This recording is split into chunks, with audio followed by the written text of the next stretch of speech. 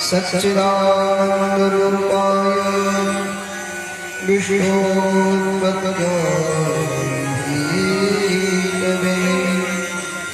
अमृतप्रयोजनाय श्रीकृष्णाय नमः। श्रीकृष्णाय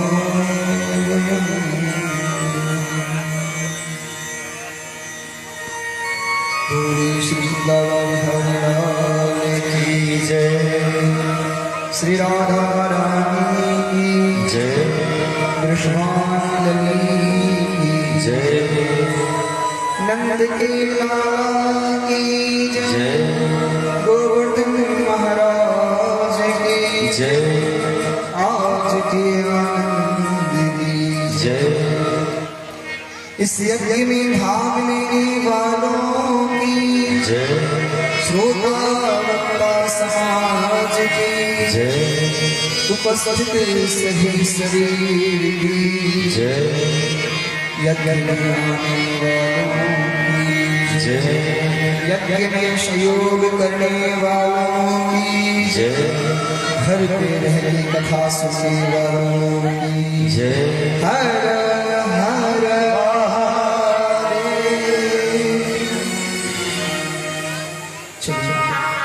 हम लोग पहले दो बार भगवत नाम का संकीर्तन करते हैं। बोल बाकी बिहारी लाल की जय। जोर से जयकारा लगाओ सब। बोलिए भागवत भगवान की जय। आओ हम सब भक्ति भाव के साथ भगवान को मनाओ। राधे राधे गोविंद गोविंद राधे। राधे राधे गोविंद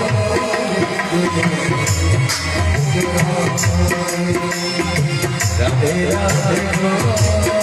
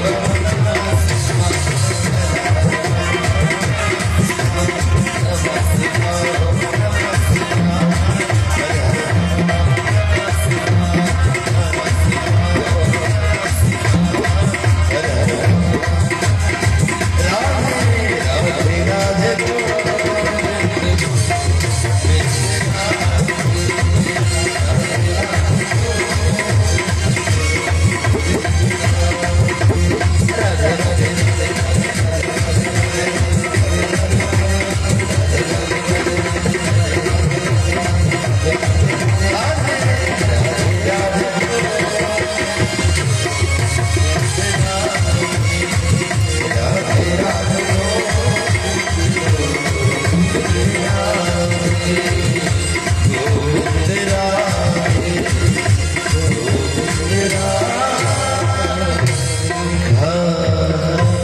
बोल से अपने सरकार की जय, राधा रानी की जय, व्यासदेव भगवान की, बाबा गरीबनाथ की जय जय। श्री राधे हर हर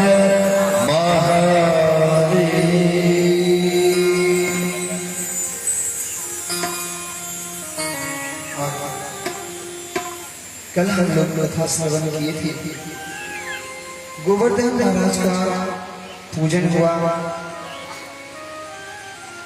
गोवर्धन महाराज बड़ी ही रुचि के साथ हम लोग भगवान की जब प्रार्थना करते हैं तो हम लोग कहते हैं रुचि रुचि भोग लगावायन श्रीमन नारायण नारायण। भगवान बड़ी ही रुचि के साथ 56 व्यंजन भक्तों ने भगवान को खिलाया और भगवान ही खाए जा रहे हैं। आप लोग भी कल लेके आए थे, आप लोगों ने भी कल कराया भगवान को, बड़े प्रेम से भगवान ने।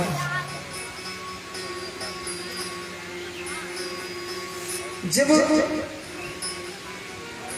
प्रतिपदाती थी कि दिन में गोवर्धन पूजन हुआ और भगवान को 56 व्यंजन भोग लगा। कहते हैं जब बाबा इंद्र के पूजन के लिए तैयारी कर रहे थे तो भगवान ने उन्हें समझाया। भगवान ने क्या समझाया? क्या है कि भैया चौपाल पे बाबा बैठे हैं, साथ में जितने भी ग्वाल बाल हैं ब्रजधाम के, वृंदावन के, सभी विराजमान हैं वहां। भगवान ने बड़ी सुंदर अपने सभी गणों को समझाया, पिता को समझाया। कहा कि देखिए आप इंद्र की पूजन करते हैं तो उससे आप कहते हो कि बारिश होता है, बारिश भी हो गया समझो, पर घास कहाँ उगेगी? घास पे धरती से ही उत्पन्न होगी ना, या ये जो गोवर्धन पर्वत है उससे से होंगे। भगवान ने बड़ी ही सुंदर सुंदर श्रेष्ठ वाक्यों से अपने पिता एवं जितने भी ग्वाल बाल थे, जितने भी गोप वृंद थे, सभी को भगवान ने समझाया, सब मान गए। सभी ने निश्चय किया कि हाँ सही है, चलो एक बार हम तुम्हारे देवता को भी देख लें। और सब ब्रजवासी पहुंच गए गोवर्धन महाराज के पास।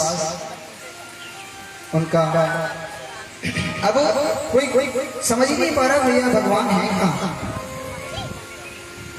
सो कान्हा से क्या बोला एक कन्हैया कहाँ है देव देवता?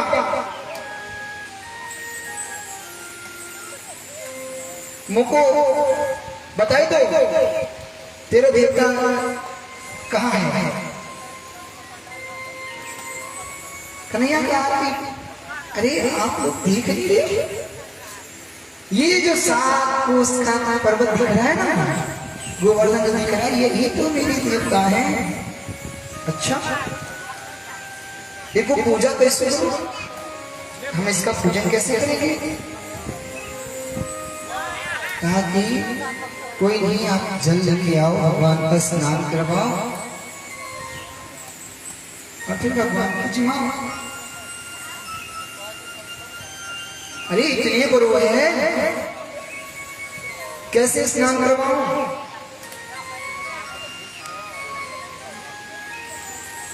भैया कन्हैया ने कहा कि देखो भैया आप तो जल लेके आओ, मैं पुजारी बन जाता हूँ। आप जल लेकर देना, मैं स्नान करके जाऊंगा, क्योंकि पुजारी जो मंदिर में होता है वो सारा पूजन वही करता है। अन्य जितने होते हैं वो ज्यादातर सहायक होते हैं, सहायता करते हैं। सो आज जितने भी ब्रजवासी हैं सभी भगवान को सहायता कर रहे हैं, जल ला करके दे रहे हैं, भगवान उनको स्नान करा रहे हैं, फूल अक्षत इत्यादि से पूजन किया, भोग लगाने की बात हुई। जब ही वेद मंत्र प्रारंभ हुआ,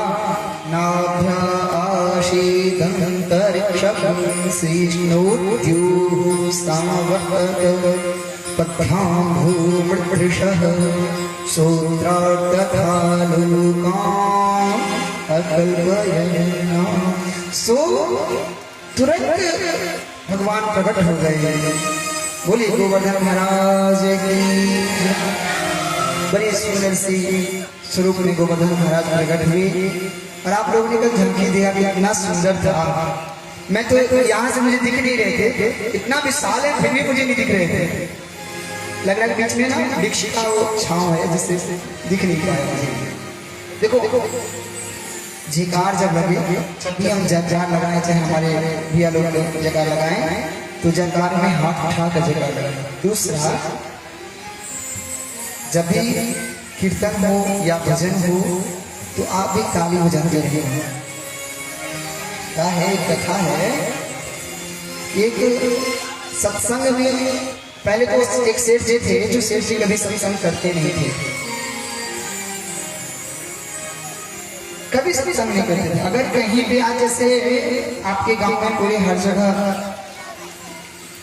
माइक लगे हुए हैं तो जहां पर उस माइक का आवाज जाता था ना, उस रास्ते से ही उस सेठ जी नहीं जाते थे, उस रास्ते को ही सेठ जी छोड़ देते थे। पर 3 भाई थे, सभी ने सोचा कि चलो हम लोगों का उद्धार तो हो जाए, इनका उद्धार कैसे हो। उन्होंने एक निश्चय किया कि हम घर पे भंडारा रखेंगे, हम घर पे भंडारा रखेंगे, आज दुकान इत्यादि बंद रहेंगे। तब तो भैया रहे ना। सभी संत महात्माओं को उन्होंने आमंत्रण दे दिया कि आज मेरे वहां भंडारा है, आप सभी लोग आना। संत महाराज लोग आए, आकर के पूछा कि भैया आपने भंडारा क्यों रखा, कोई विशेष बात है? उनका नहीं, विशेष ये है कि मेरे भैया कभी भी राम नाम का गुणगान नहीं करते, भजन नहीं करते। भजन करना तो छोड़ो, जिस रास्ते में अगर भगवान का धुन चलता हो उस रास्ते से नहीं जाता है। अच्छा हाँ, पर जितने भी संत थे ना वो आए, खाए, गए। एक संत बड़े ठीक है, बोला कि भैया जब तुमने इतना खर्चा किया तो मैं अवश्य ही तुम्हारे माता का उद्धार करूंगा। अब घड़ी में 2 बज गए हैं। शेर जी ने अपने घर के जितने भी दरवाजे हैं सुबह में बंद करके, सभी दरवाजे खिड़की इत्यादि सब बंद करके, कांच का लगा हुआ जिससे आवाज ना आए, और गर्मी के समय में 4-5 तोशक रजाई ओढ़ करके, कान में रुई डाल करके आराम से ऐसे कान को बंद करके रूम में बैठ के लेट गए। सब संत चले गए, माइक इत्यादि बंद हो गया। अब सेठ जी को लगा कि शायद सब जयराज में हो गए, सब चले गए, अब कोई प्रॉब्लम नहीं है। उन्होंने क्या किया, धीरे से खिड़की खुली, देखा कि अब तो कहीं कोई आवाज नहीं आ रहा।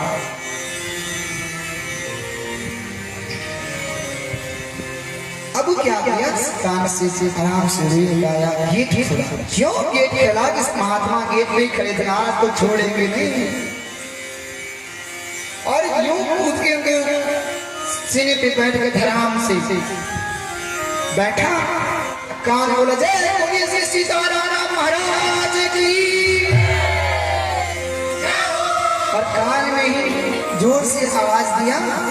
कि सुनो, इसके बदले में अगर कभी कोई तुमसे कुछ लेने को है ना, क्रय विक्रय करने की कोशिश करेगा तो बिल्कुल मत लेना।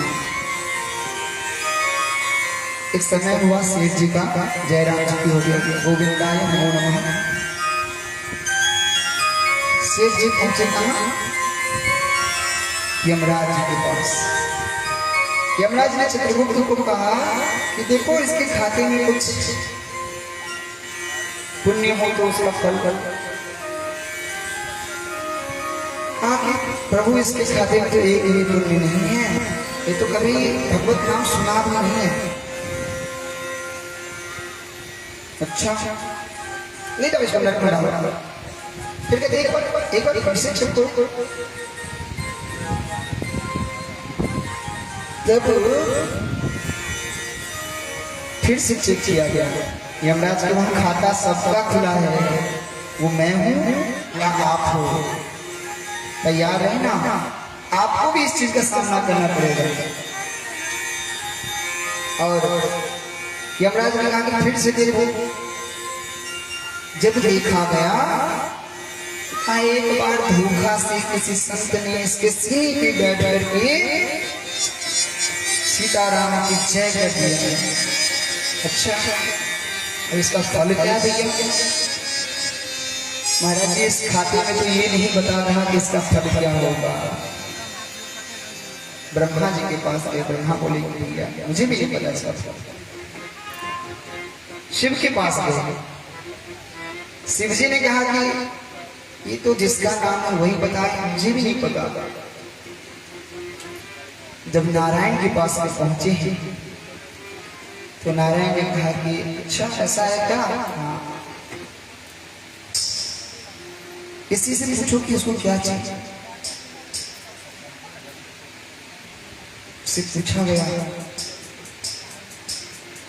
तो कहा कि मुझे तो प्रभु, उसको तुरंत याद आया संत ने कहा था कि इसके बदले अगर कोई कुछ बोले लेने के लिए ना तो साफ मना कर देना। कहा कि प्रभु मुझे इसके बदले में कुछ नहीं चाहिए, कुछ नहीं चाहिए। नहीं सोच लो तुम्हें नर्क भोगना पड़ेगा। बोले ठीक है, आपको जो याद दे दिए भगवान इधर याद ना चाहिए। हाँ हमने तो कोई पुण्य किया ही नहीं ना, तो क्या अब इधर इधर सेठ जी पहुंचे, भगवान ने अपने गोद में बैठाया, गोद में बैठा कर उसके माथे पे ऐसे हाथ से हिला रहे हैं। कुछ नहीं चाहिए, ले लो कुछ ले लो। नहीं नहीं महाराज कुछ नहीं चाहिए। अब देवता लोग कह रहे हैं महाराज मुझे राजपाट चलाना है, कुछ तो निर्णय कीजिए कि इसको क्या दिया जाए। भगवान कहते हैं अरे मेरा नाम भले ही है, मुझे भी नहीं पता कि इसका क्या फल होगा, पर मैं इतना जरूर जानता हूं उस नाम का प्रभाव इतना है कि आज वो मेरे गोद में बैठा हुआ है और मैं उसके हाथ में सर हाथ फैला रहा हूं। तो भगवत नाम संकीर्तन पूरे मन से भगवान का नाम धुन करते हुए करना चाहिए। यहाँ भी भगवान का जब पूजन हो रहा है गोवर्धन महाराज का ना, सब लोग बड़े भाव से पूजन कर रहे हैं, बड़ी देवता प्रकट हो गए। देवता को देख करके जितने भी ब्रजवासी है ना, उन्होंने कहा वाह कान्हा तेरा देवता तो बड़ो सरल दिखतो है, इतना सरल देवता तो मैंने आज तक देखा ही नहीं। आज से नहीं, हमारे पूर्वजों की समय से ही हम लोग इंद्र को पूछ लिया है और आज तक हमने इंद्र को देखो नहीं, आज तक इंद्र का शक्ल नहीं जानता हूं कि इंद्र क्या है कैसा है। तेरह देवताओं इतना सरल है कि हम लोग पूजा किए प्रकट हो गए। वाह ऐसे देवताओं में पूजा जरूर सदैव करूँ पूजा। जब 56 भोग लगा, दूधिया को किया। दूधिया को सभी ब्रजवासी भैया दूजी जो मनाते हैं उन्होंने भी मनाया। इसके बाद पुनः तृतीया तिथि आए। इंद्र ने कहा कि भैया प्रतिपदा को मेरी पूजा ब्रजवासी लोग करते थे और इस बार अभी तक निमंत्रण कार्ड ही नहीं आया। देखो तो क्या चल रहा है ब्रज में। सो इंद्र के दूत आए, जब देखने के लिए देखा क्या रे यहाँ तो सब धूम मचा रखे हैं। जाकर के इंद्र को कहा प्रभु आप पत्ता कट गई है। क्यों क्या हुआ? अरे सब कान्हा का किया हुआ है, कन्हैया नाम का है ना, वो सब किया गड़बड़ कर दिया। अब तो आपका कोई पत्ता नहीं, तो पूछने वाला नहीं आपको। आप आमंत्रण कार्ड के लिए सोच रहे हो? सारे बलिदान देवताओं के को बताया गया, इंद्र को बताया गया। इंद्र ने तुरंत मेघदूत को बुलाया। मेघदूत के दूत आए, बड़ी ही बवंडर रूप में मेघ पूरे बादल छा गए और झमाझम वृष्टि होने लगे। सब पाते कन्हैया के पास पाते, कन्हैया बचाओ, तुम ही कुछ कर सकते हो। क्यों क्या हुआ? अरे कान्हा देखो तो इतना बारिश हो रहा है, पूरे ब्रज डूबे जा रहा है। अच्छा चलो फिर हम लोग सब भाग के चलते हैं, जिनकी पूजा का ना उनके पास, वही हमारी रक्षा करें। दौड़े दौड़े सब लोग कहाँ आए? गोवर्धन महाराज के पास। सब कहते हैं कन्हैया हम इनके पास कैसे, ये हमारी रक्षा कैसे करेंगे? मैं तुम चिंता करो नहीं, देखो मैं बात करता हूँ। और कहते हैं मुझे मोको देवता ने बतायो, भाई बतायो करा, देवता ने कहे हो कि तुम मोको उठाई लो।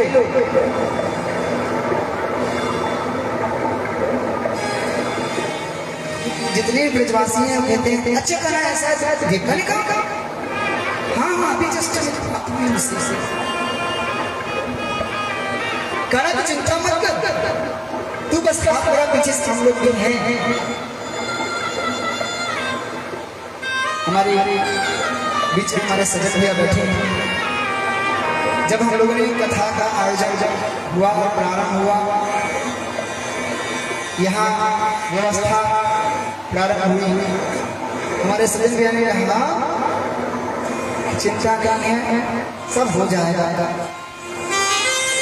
यही चीज कथा के बात करने पे हमारे चाचा जी भी बोले थे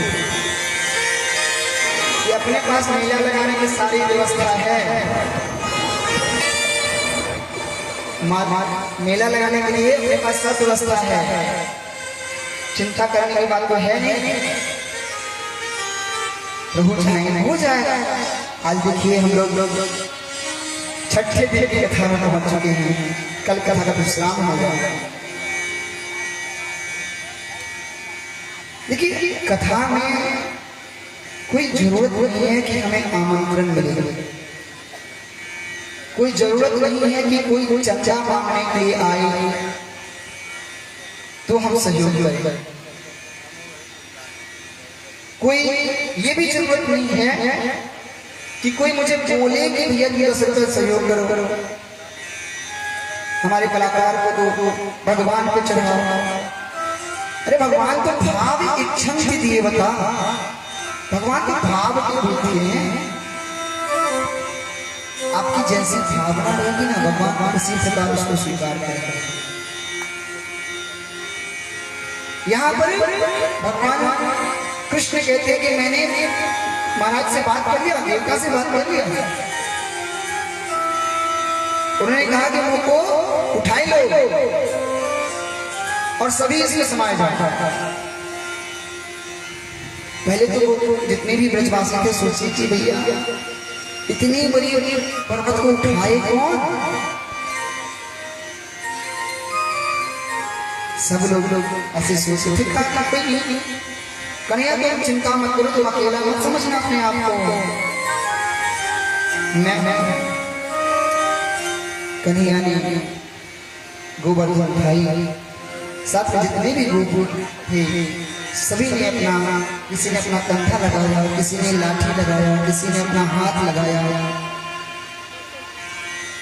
इस प्रकार सभी गोवर्धन पर्वत को अपने अपने अपने अनुसार अपने शक्ति के अनुसार सहयोग कर रहे हैं।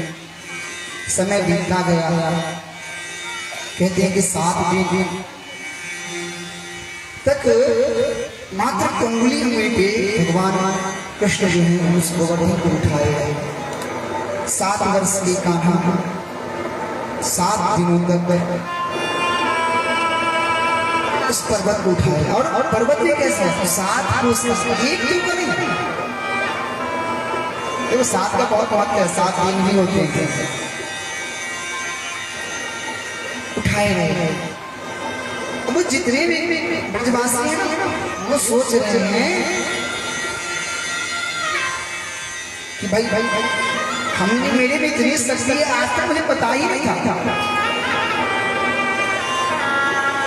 सभी दूसरे से चर्चा करते, लोगों को पता ही नहीं मुंह में शक्ति है।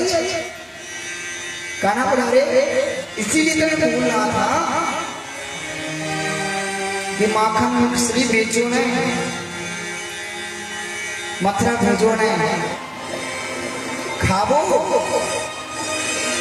माखन मिश्री खाबो सो शक्ति आ।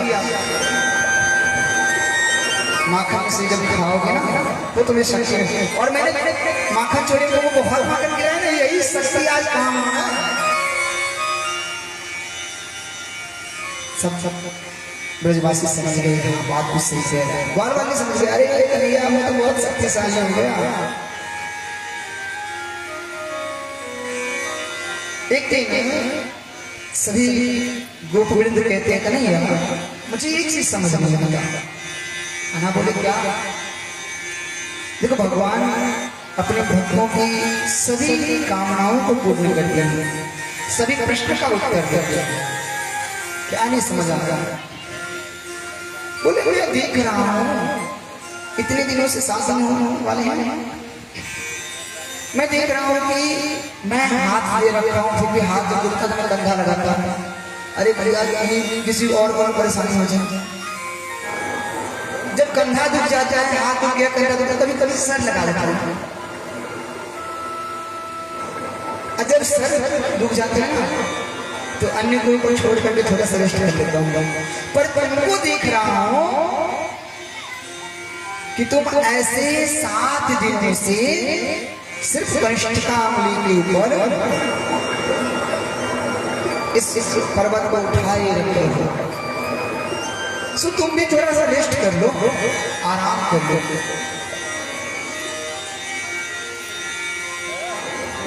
कन्हैया बोली कि अच्छा अगर मैं आराम करूं तो क्या तुम लोग इसको संभाल लोगे?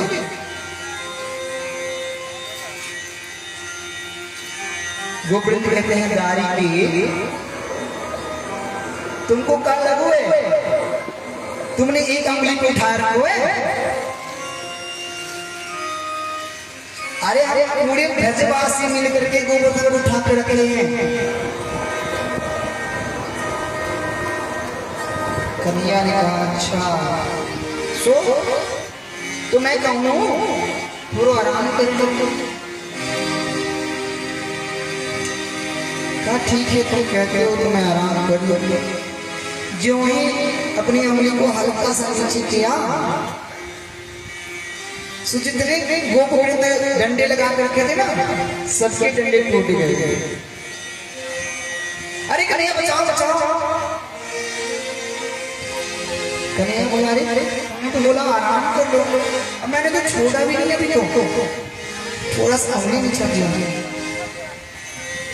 नहीं कन्हैया धन्य हो तुम, वो तुम पकड़ के रखे हो, हल्का नीचे की तो मेरे डंडे टूट गए, तो छोड़ दो तो मेरे कंधे टूट जाएंगे। अब सब लोग सोचने लगे कि क्यों ना एक परीक्षा ली जाए। क्या कन्हैया ने थोड़ा उंगली नीचे किया तो हमारे डंडे टूट गए। हमें सभी मिलकर एक परीक्षा चाहते हैं। ऐसी परीक्षा में देखो भक्त भी भगवान का परीक्षा ले रहे हैं। बड़ा सुंदर इसमें भाव है। उन्होंने क्या किया, धीरे धीरे सबने अपनी डंडा हटा ली, सबने अपने कंधे हटा लिए, सबने अपने हाथ हटा लिए। अब सिर्फ और सिर्फ कन्हैया उंगलियां अंगुली पे, कनिष्ठा अंगुली के ऊपर उस पर्वत को उठाए रखा है। ऐसे उठा कर अब सबने सोचा था, अरे ये साथ कुछ हम लोगों के मन में ऐसा चल रहा था कि हमने लाठी लगा करके मेरे अंदर इतनी शक्ति आ गई कि इस पर्वत को हमने संभाल के रखा है। पर मुझको पता चलो है तो पर्वत का हम पकड़ कर रखो है। सो सबको ऐसा लगा कि ये साक्षात भगवान है, इसीलिए यह जो है ऐसे ऐसे गोवर्धन को उठा के रखा है। अब 7 दिन बीत गए। परीक्षित जी पूछते हैं सुखदेव जी से कि प्रभु मैंने ये समझ लिया कि चलो भगवान कृष्ण ने गोवर्धन को उठा के रखा था तो इसलिए दृष्टि से जो ब्रजवासी वो बच गए, पर मुझे ये समझ नहीं आता कि जिन्हें प्रलय काले बादल छाए थे ना और प्रलय काले बारिश हो रहे थे, इस बारिश का पानी गया तो गया।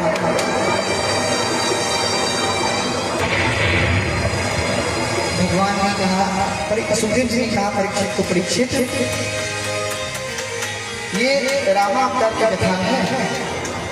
एक बार माता सीता का मन हुआ कि मैं ब्राह्मण को जीऊं, पर हमारे मिथिला में कहते हैं कि वेद पढ़िया अढ़िया खवैया, जो वेद पढ़ने वाले हैं वो 2.5 किलो खाते हैं, तो मुझे ब्राह्मण कैसा चाहिए जो खूब खाए, एक दो से कहे अब नहीं बस बस बस, ऐसा ब्राह्मण नहीं चाहिए, जितना दो उतना खा जाए। भगवान ने सोचा भैया ऐसे ब्राह्मण कहाँ ढूंढूं,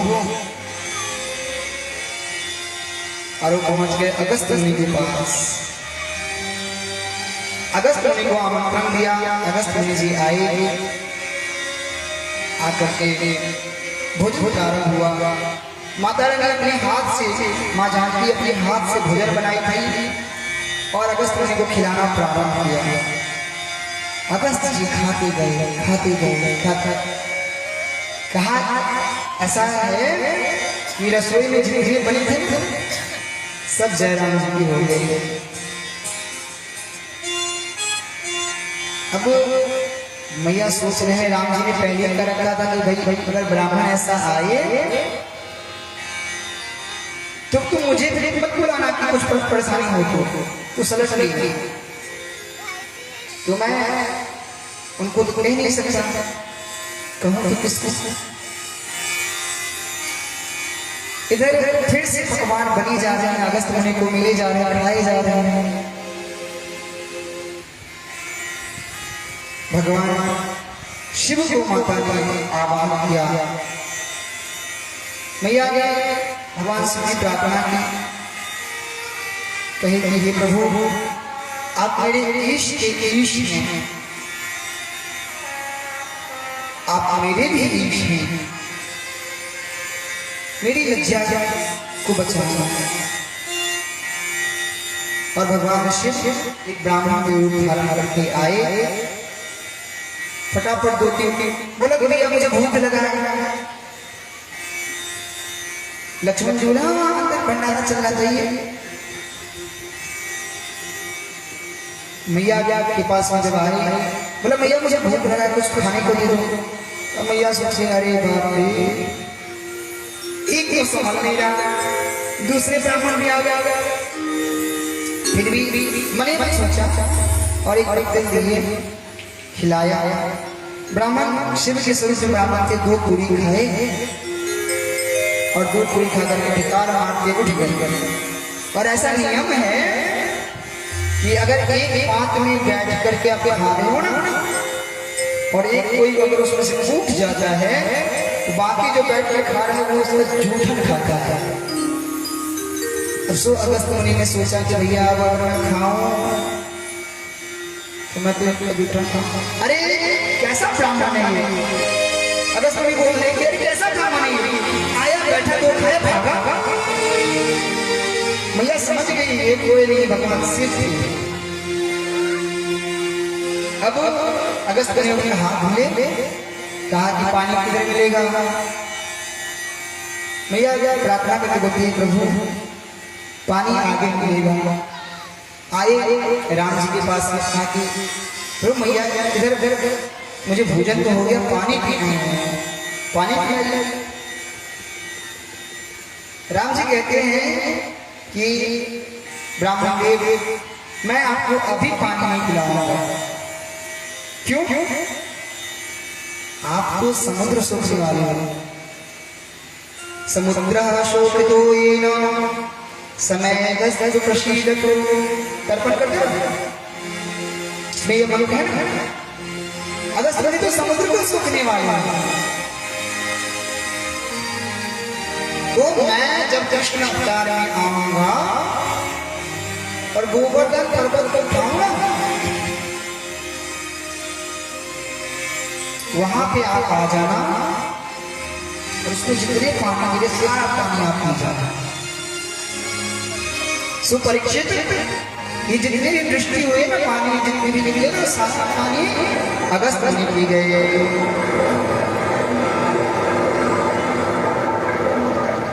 इंद्र आकर के देखा कि भैया ये 7 दिनों से झमाझम बारिश हो रही है, देखो ब्रजवासियों का क्या स्थिति है। जब आए देखा कि अरे यहाँ तो सब खुश है। मेघ से पूछा कि तुम्हारा क्या स्थिति है? मेघ मल्हार ने कहा कि प्रभु अब मेरे पास पानी नहीं है। इंद्रदेव ने उसको डांटते हुए कहा भागो यहाँ से। और भगवान कृष्ण को जब गोवर्धन उठाए हुए देखा, समझ गए कि साक्षात परमात्मा है। उन्होंने स्तुति करना प्रारंभ किया। देखा कि अब सभी ब्रजवासियों को आके देखो बारिश बंद हो गए हैं, धूप भी आ गया है, तुम सभी बाहर निकलो। सब लोग बाहर निकले, गोवर्धन को धीरे धीरे नीचे रखा, बाहर आए। इंद्र का अहंकार चूर हुआ। इंद्र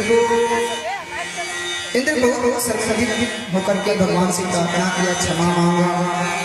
भगवान ने कहा कि देखो मेरे जो भक्त हैं ना, जो मुझसे जुड़ जाते हैं ना, मैं उसको कभी छोड़ता नहीं। और अगर उसमें कोई अहंकार आ जाए ना तो मैं उसके अहंकार को तोड़ करके उसको साधारण सिंपल बना देता हूं।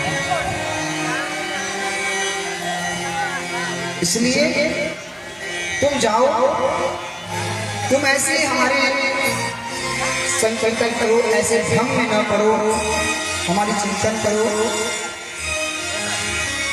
सदैव तुम्हारे हृदय में मेरा वास हो। ऐसे इंद्र को आशीर्वाद देकर के भगवान ने विदा किया। पर इंद्रदेव जब भगवान ने क्षमा किया तो इंद्रदेव ने क्या किया? कामधेनु गैया को आवाहन किया। कामधेनु गैया के माध्यम से इन्होंने भगवान कृष्ण का अभिषेक किया, गोविंद नाम का गुणगान किया। हम लोग भी एक भजन के साथ कथा में आगे गोविंद नाम का गुणगान करते हुए आगे चलते हैं। बोलिए गोवर्धन महाराज की हर हर। चलो कल हमरा लोग गोवर्धन भगवान के हिंदी भजन सजे बजाओ सुने लो। आओ मिथिला का बाबा धरती पर हम सब एक सुंदर सजे बजाओ जे मिथिला में अहाँ सब गाबू वह जलदार। बोल गोवर्धन महाराज की जय। सियावर रामचंद्र भगवान की जय। मिथिला में सब गाबू कही छथिन हे पाहुन हे पाहुन पाहुन यो पाहुन हाय पाहुन हे पाहुन आहा के जेवनारियो हे पाहुन आहा के जेवनारियो यो देख किसने फुड़ैया आहा के जेवनारियो यो देख किसने फुड़ैया आहा के जेवनारियो यो देख किसने फुड़ैया। सर्वप्रथम दोनों हाथ से ताली बजा दो और ताली बजाकर भगवान के स्वागत करें।